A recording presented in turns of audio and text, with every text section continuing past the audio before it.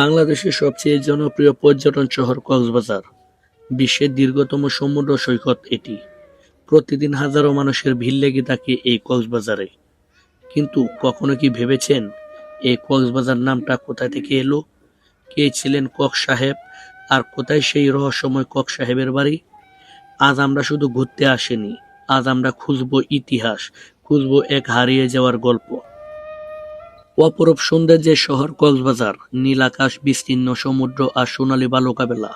এখন এটি শুধু একটি পর্যটন কেন্দ্র নয়, এটি একটি অনুভূতি। কিন্তু এই সৌন্দর্যের আড়ালে লুকিয়ে আছে শত বছরের পুরনো ইতিহাস।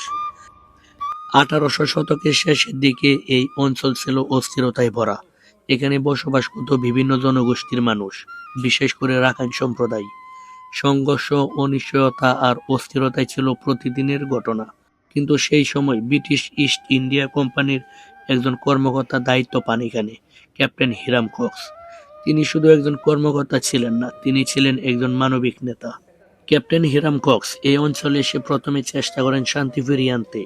তিনি বিভিন্ন সম্প্রদায়ের মধ্যে দ্বন্দ্ব কমানোর উদ্যোগ নেন, মানুষকে পুনর্বাসন দেন, একটি স্থিতিশীল সমাজ গড়ে তোলার চেষ্টা করেন। ধীরে ধীরে এই অঞ্চল বদলাতে শুরু করে। মানুষ ফিরে পায় নিরাপত্তা, গড়ে ওঠে একটি আধুনিক জনপদ। এটি হচ্ছে কক সাহেবের বাড়ি। এখান থেকে বিভিন্ন কাজ পরিচালনা করতেন কক সাহেব। এখান থেকে গড়ে উঠেছিল আধুনিক জনপদের একটি শহর কক্সবাজার, যেটি তৎকালীন পালঙ্কির নাম ছিল। সময়ের সাথে সাথে হারিয়ে গেছে পুরনো অনেক স্থাপনা, শুধু রয়ে গেছে কক সাহেবের এই বাংলো বাড়িটি। আর এটি হচ্ছে সেই কক সাহেবের বাংলো। ক্যাপ্টেন কক্স যে এই কক্সবাজারের নামটি যিনি করেছে, ক্যাপ্টেন কক্স সাহেবের বাংলো আপনারা দেখুন। আর আমি রয়েছি এই কক্সবাজার জেলাটি যেই ব্যক্তিটি নামকরণ করেছিল ক্যাপ্টেন কক্স সাহেবের বাংলো, সেখানে। কক্সবাজারের নামকরণ যার নামে, সেই ব্রিটিশ কূটনীতিক ক্যাপ্টেন হিরাম কক্সের রামুতে অবস্থিত এই ঐতিহাসিক বাংলোই কক সাহেবের বাংলো নামে পরিচিত।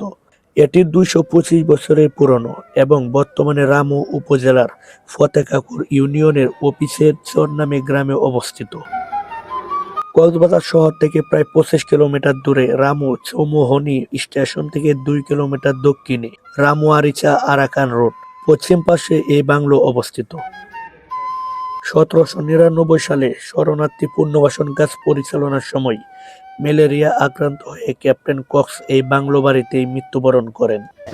না, আসলে এই বাংলোটা হচ্ছে অনেক বছর আগের, যখন আমাদেরও জন্ম হয় নাই, আমার বাবারও জন্ম হয় নাই, তখন থেকে এই কক্সবাজারের নামকরণ যিনি করে গেছেন ক্যাপ্টেন কক্স সাহেব, ওনার বাংলোটা এখনও আছে সরকারিভাবে, অতটুকুই আমরা দেখতেছি। পুরো কক্সবাজারের নামকরণটাই ওনার নামে, ক্যাপ্টেন কক্স। তবে এই বাংলোটা রামুতেই, এটাই আমাদের জন্য সৌভাগ্য। আমিও রামুর মানুষ, রামুতেই কক্সবাজারের নামকরণটা করা হয়েছে ক্যাপ্টেন কক্স সাহেব। ক্যাপ্টেন হিরাম কক্স উনি একজন ব্রিটিশ নাগরিক ছিলেন এবং তৎকালীন এই অঞ্চলটাকে পালঙ্কির বলা হতো। এবং এই পালঙ্কির মহাপরিচালক হিসেবে তখন ওনাকে যে শরণার্থী শিবিরের সমস্যা সমাধানের জন্য এখানে মহাপরিচালক হিসেবে এখানে নিয়োগ করা হয় হিরাম কক্সকে। উনি 1760 সন থেকে 1799 সন পর্যন্ত এখানে অবস্থান করেন। এবং এই ডাক বাংলোটি আপনারা যা দেখছেন, এই ডাক বাংলোটি হচ্ছে উনি এখানে তখন কাজ করতেন। তো এটা এখন হচ্ছে থাকার জন্য সরকারি অনেক বাসভবন হিসেবে এটা ব্যবহৃত হয়ে থাকে। তো হিরাম কক্স সাহেব হচ্ছে যে এই জায়গাটাতে আসেন, এবং আসার পরে আমরা যতটুকু জানি যে এখানে শরণার্থী শিবিরের জন্য গুরুত্বপূর্ণ অবদান রাখেন এখানে কাজ করার ক্ষেত্রে। এবং এটা হচ্ছে কক্স সাহেবের, ওনাকে কেন্দ্র করে এখানে একটা বাজার গঠিত হয়, কক্স সাহেবের বাজার, এবং সেইখান থেকে কক্সবাজারের মূলত নামকরণটি করা হয়েছে আমরা যতটুকু জানতে পারি এখান থেকে, স্থানীয় মানুষদের কাছ থেকে।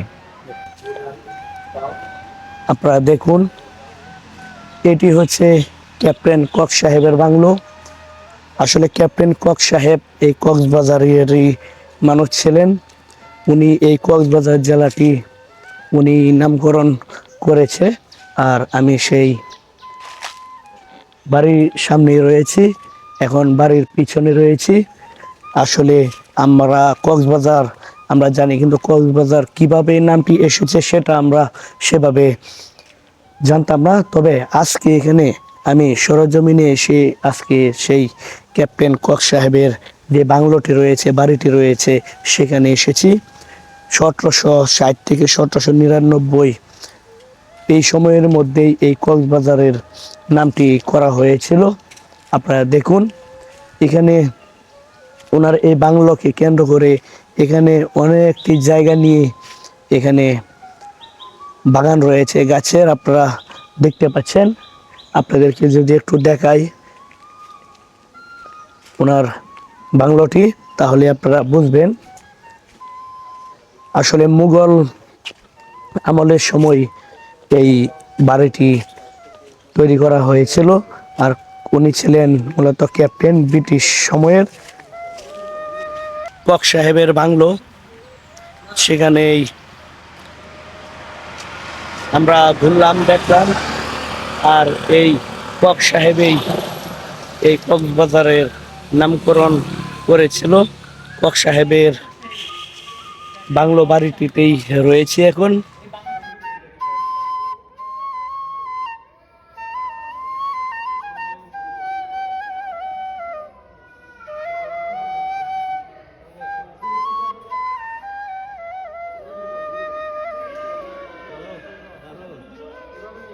এখন বেরিয়ে পড়লাম কক্স সাহেবের বাংলো বাড়ি থেকে। এই কক্সবাজার নামটি কিভাবে আসলো সেই ইতিহাসটি জানলাম এখানে।